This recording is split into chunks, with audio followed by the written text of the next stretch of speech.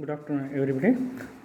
Today, we just try to understand about the foreign accounts which help us to trace out or to learn the past glory of history of Karnataka. See, my dear friends, the foreign accounts are very important sources that help us in many ways. What do you mean by foreign accounts? When this question arises, it is analyzed in different angles. For example, a foreigner means none other than the original Indian. Every person is to be called as a foreigner.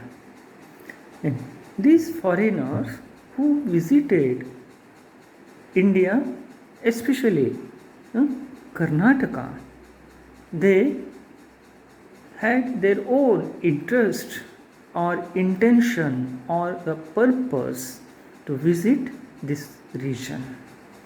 So, for the study purpose, we said that some foreigners visited as a student to know about the history of culture or religious situations or conditions prevalent in particular Karnataka region.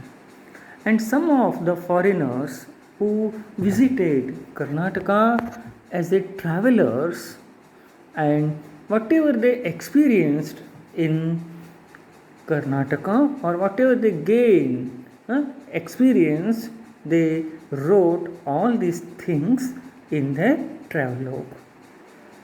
This is known as travelogue. It is considered as in part of foreign accounts.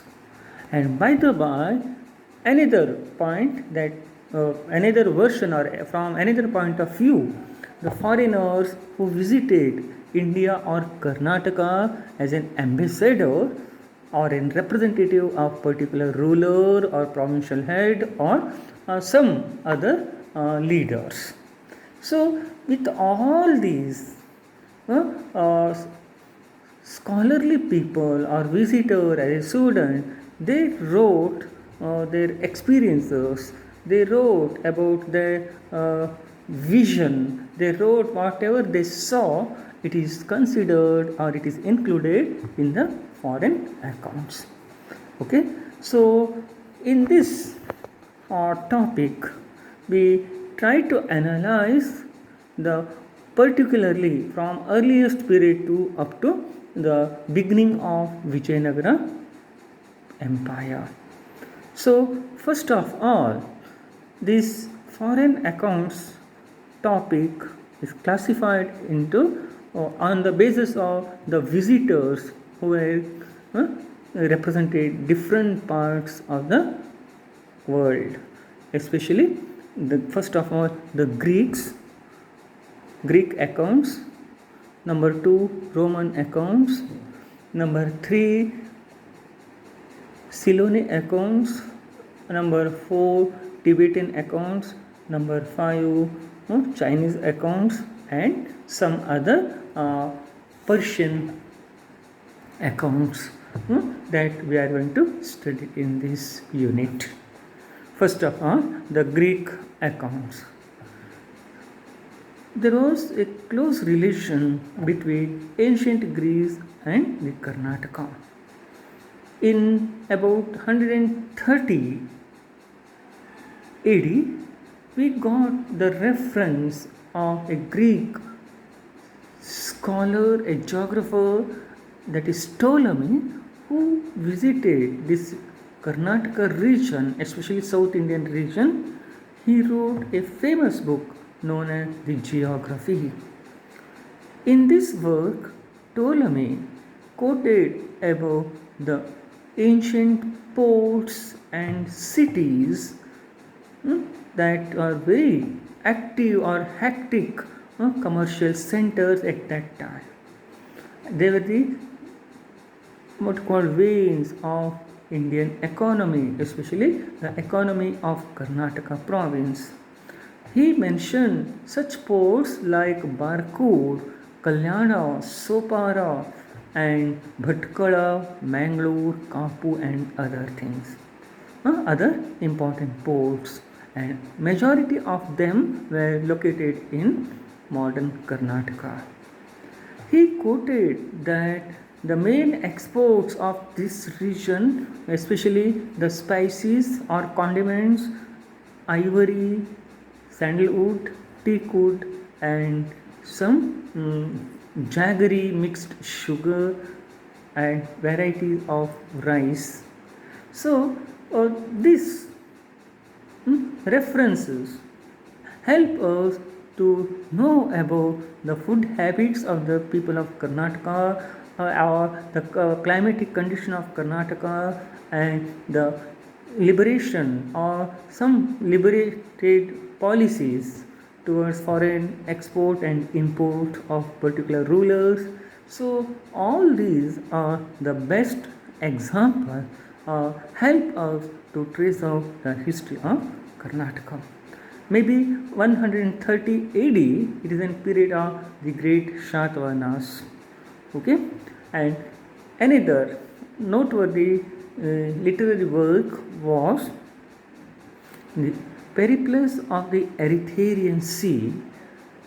This entitled book was written by a unknown scholar, and in this book there were many similarities that referred in the book Geography of Ptolemy. Anyhow, here also we got a few aspects of the commercial relations, trade relations, or transoceanic relations between the Karnataka and Greek Empire. And he also highlighted about some important industries that existed in South India, especially the textile industries known as Narayanpet, Jaggayapet, and some what we call ornaments or ivory or some forest produce. So many references that is given in this textbook. Okay, so the Erythraean Periplus of the Sea or Periplus of the Erythraean Sea by unknown scholar is another noteworthy historical work, help us to trace out the history of Karnataka. Okay, so at the same time, another noteworthy for an account of during the Greek period, that is especially we call them references of Greek visitors, in particularly that is Indica of Megasthenes was a representative of Seleucus.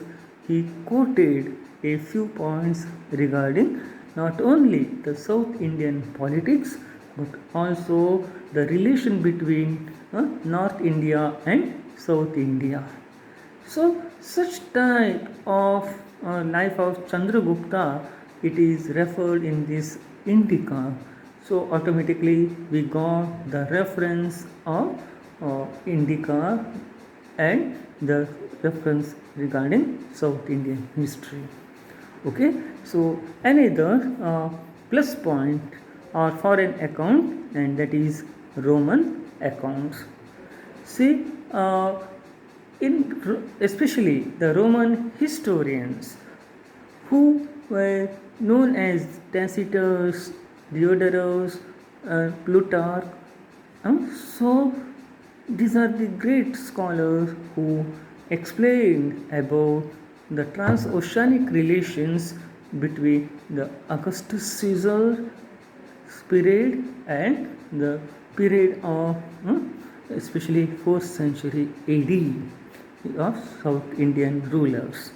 So Pliny, he quoted that the gold of Roman Empire was flown just like a river in Indian subcontinent. He gave caution to the Roman Emperor to control the imports and exports of the Roman Empire. So, brisk trade, transoceanic relations, more than 300 ports were very active in South Indian coast.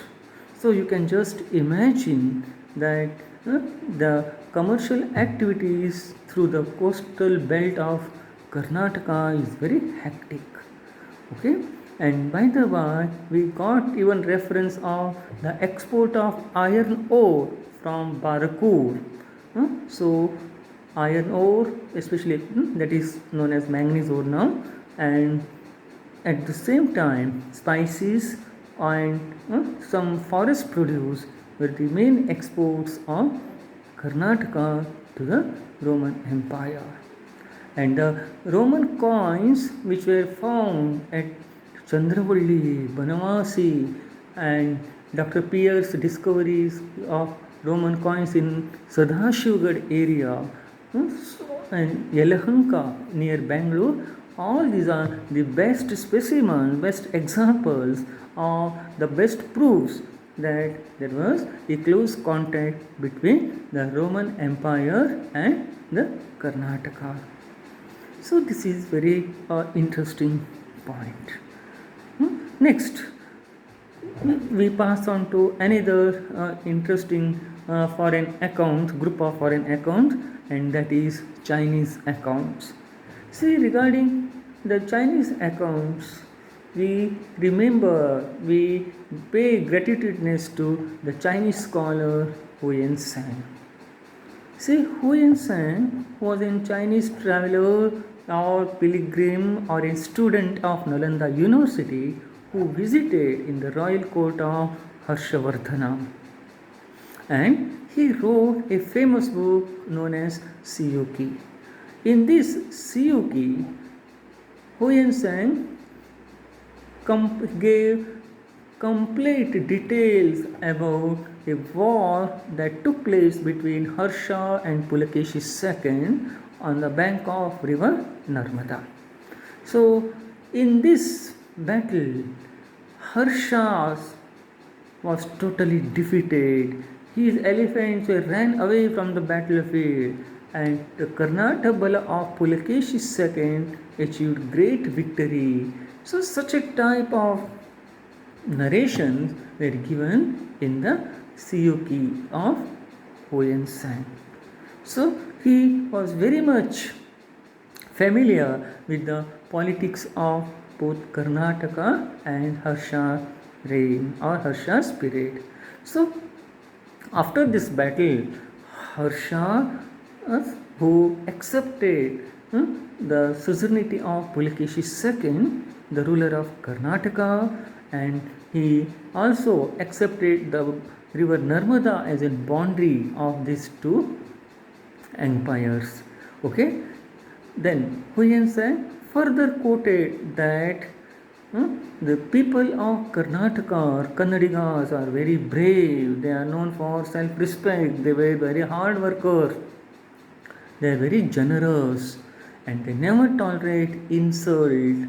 So if they to face some insult, they never lag behind to suppress their enemies at any cost. And at the same time, Huyen Tsang appreciated the bravery of Karnataka Bala, that is the military of Pulakeshi II. Then, in next step, Siyuki referred about the Karnataka, it's a land of toleration. Religious tolerance was very popularly followed in this region. And Banavasi is considered as one of the Buddhist centers of South India. Here, more than 10,000 Buddhist monks are settled, and more than 100 Buddhist Sanghashramas are there. So, this quote of Huyen Tsang help us to know that Buddhism was one of the popular religions in Karnataka also. And the recent excavations at Banavasi proves that Banavasi is one of the Buddhist centers. We got series of stupa remains and some Buddhist sculptures here. So this is only possible, that is the reference made by Suzuki. Okay, so this is very interesting point that Chinese traveler Huyen Sang Suzuki help us to know about the political conditions, social conditions and religious conditions of Karnataka which were existed in between the 5th to 6th century AD. Okay, see, this is very interesting point. And then we come to the another noteworthy point, that is under foreign accounts we just pass on to that is what we call that is Arabic literature. See, we got the reference of Arabian or Persian scholars who frequently visited Karnataka in the era of Chalukyas of Badami and the Rashtrakuta period. The paintings of cave number 10 at Ajanta, there was a picture depicted as that the scene of Pulakeshi's royal court, where a Persian traveler who was giving gift to King Pulakeshi. So it shows that the relation between Persia and Karnataka, it is already there in 5th century AD. Okay, so next another noteworthy point is that the Rashtrakuta emperor, world famous ruler, and that was Amogha Varsha period, in the period Suleiman Saudagar, who visited Karnataka, and he praised Amogha Varsha as one of the 4 great emperors of the world. His rule was very peaceful, very calm, people were enjoyed very good life, and religious harmony is there, and at the same time his capital city is as equivalent to heavenly city. So such type of noteworthy quotations proves that Amogha Varsha was very capable ruler. He was a follower of religious tolerance. He was a good administrator. So many aspects were known through the Suleiman's statement.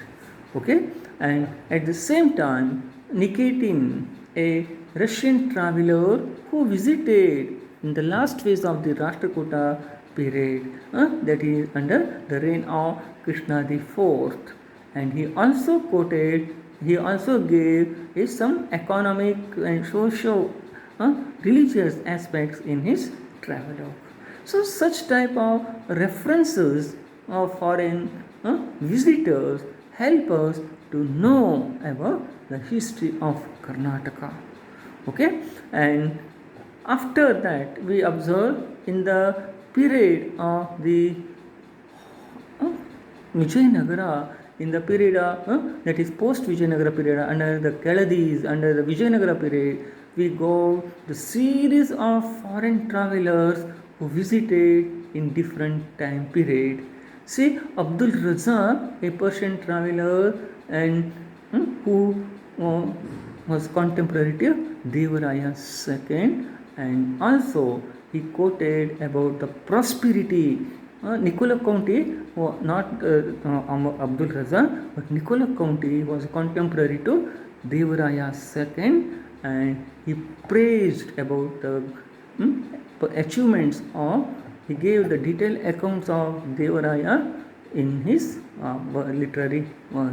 Then Abdul Razak, Domingo Pais, Muniz, Barbosa, so many foreign, especially European scholars who visited in the reign of Krishna Devaraya.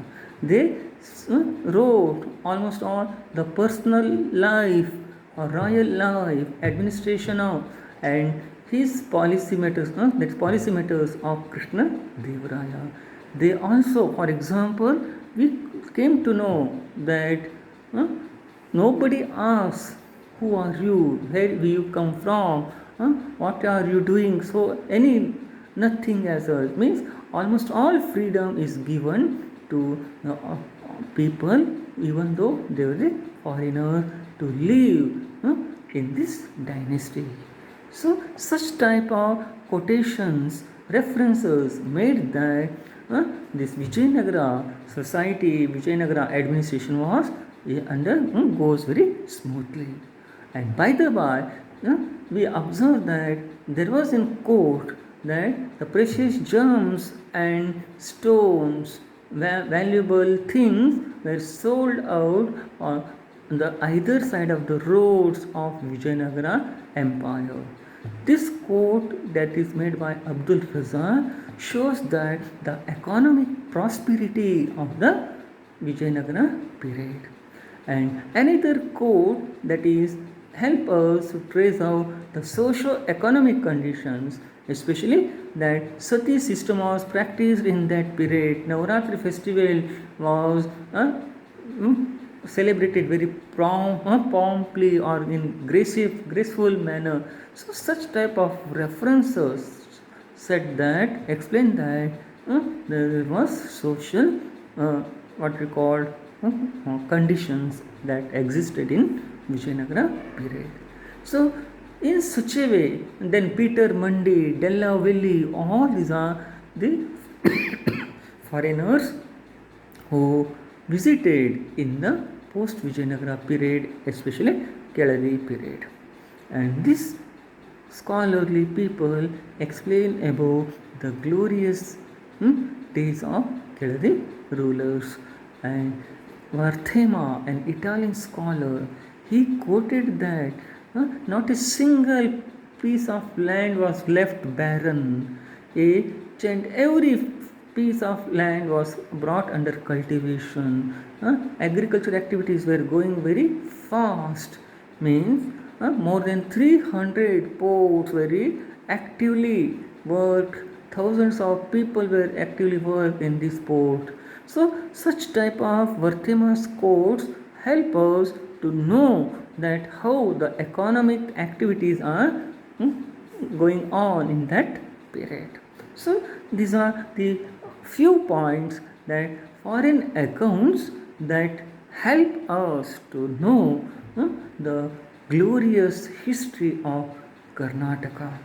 So these are the few points, and at the same time we observe that is some other scholars who belongs to Adil Shahi's period, that is Utbi, and so at the same time Tughlaq Nama and Firoz Shah period history, or Muhammad bin Tughlaq's period. All these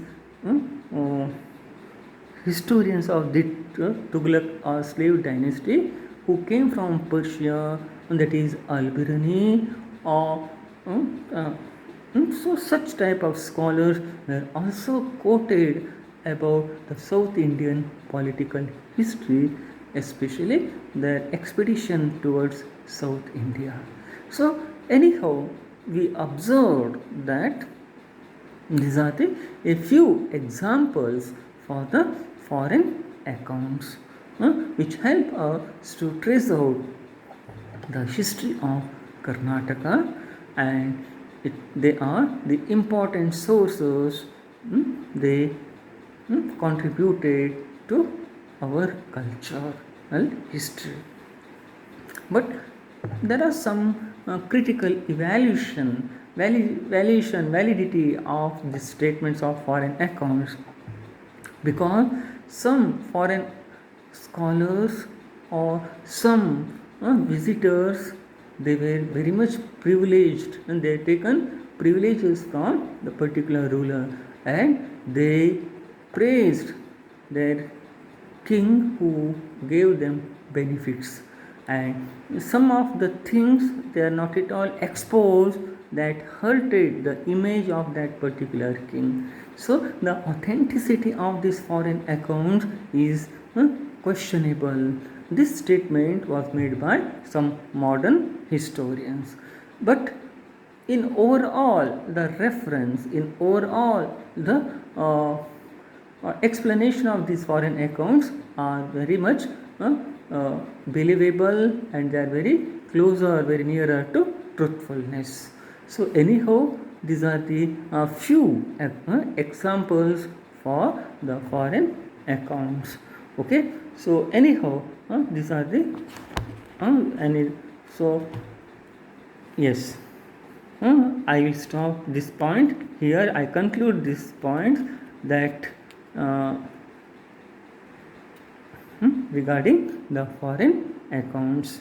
So this is meant for your 5 marks question, or sometimes it is clubly, jointly asked in generally explain the literary sources of history of Karnataka.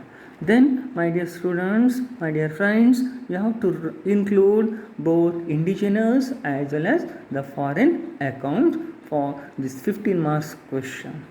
So I think it is better to prepare a small chart, small list, both indigenous scholars and their works and their importance one by one with 1 or 2 sentences. You can make the points, and same thing for the foreign accounts also.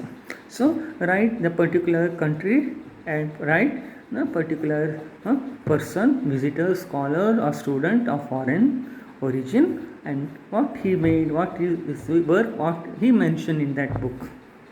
So I think it is very easy to remember and easy to write one by one if there is such questions are there. And this type of point making, points writing helps you to prepare for the competitive exams also. So if you once you tried your level best, I think these are the permanent notes for you, and it has one or in another way to study in future as a for the preparation of even competitive exams also. So my dear friends, we analyzed about the history, sources of history of Karnataka, both literary sources. In that literary sources, we noted that indigenous literary sources as well as the foreign accounts. So please aware of it.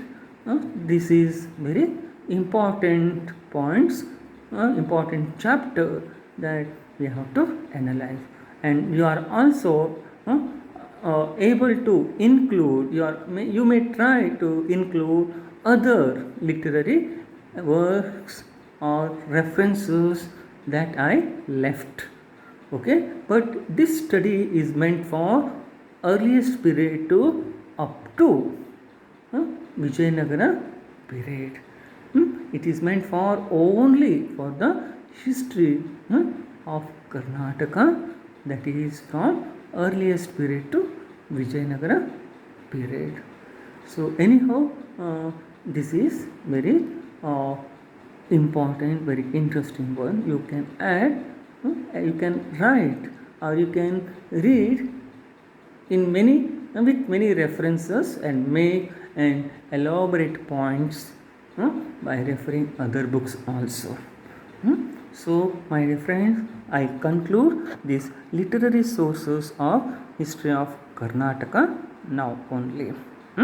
Okay, so if any doubts, any problems, any difficulties or any confusion, you just put remarks on your